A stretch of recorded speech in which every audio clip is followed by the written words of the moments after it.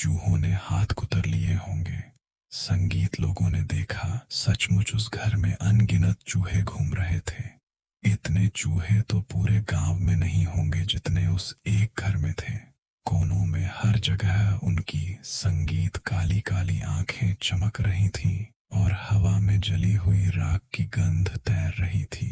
किसी को उस औरत पर विश्वास नहीं हुआ, लेकिन कोई कुछ कह भी नहीं पाया। कोई सबूत नहीं था, बस एक भयानक अनुमान था जो हर किसी के दिल में कांटे की तरह चुभ रहा था। बुढ़िया को शशान ले गए, चिता जलाई गई, लकड़ियां धधकी, धुआं उठा और उस दिन से वह औरत बहुत खुश रहने लगी। सफेद साड़ी पहने वह पूरे गांव में घूमती रहती, मुस्कुराती हुई, गुनगुनाती हुई, जैसे उसका कोई बहुत बड़ा काम पूरा हो गया हो। और रात को उसके घर से फिर वही आवाज आती, किसी आदमी के बात करने की आवाज।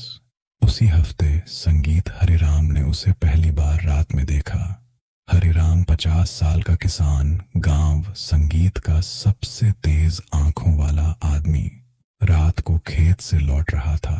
11 बजे बज रहे थे और गांव की गली में मुड़ा तो सामने वह खड़ी थी, सफेद साड़ी में, गली के बिल्कुल बीच में। और वह हरिराम की तरफ नहीं देख रही थी, बल्कि ऊपर देख रही थी, चांद, संगीत की तरफ। गर्दन इतनी पीछे मुड़ी कि हड्डी टूट जानी चाहिए थी और उसका मुंह खुला था, पूरा खुला। इंसानी मुंह इतना नहीं खुलता। और उसके अंदर से एक आवाज आ रही थी, बहुत धीमी गुनगुनाहट, शादी का गीत, लेकिन उल्टा संगीत, जैसे कोई गाना पीछे से बजाओ। हरिराम के पैर जमीन में जम गए। वह हिल नहीं पाया, सामने देखता रहा और फिर उस औरत का सिर, सिर्फ बाकी शरीर जहां था वहीं रहा।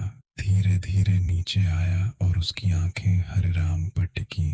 और वे आंखें इंसानी संगीत नहीं थी, उनमें पुतलियां नहीं थीं, बस सफेदी थी, पूरी सफेद दूध जैसी। और उस सफेदी में हरिराम को अपना संगीत चेहरा दिखा, जैसे किसी दर्पण में। और फिर उसने मुस्कुराया, होंठ खींचे, कानों तक दांत, संगीत दिखे। इंसान के इतने दांत नहीं होते, नुकीले पीले जैसे चूहों के दांत। हरिराम भागा, इतना तेज भागा कि चप्पल गिर गई और उसे पता नहीं चला। घर पहुंचा, दरवाजा बंद किया, अंदर से कुंडी लगाई और पूरी रात बैठा रहा, कांपता हुआ।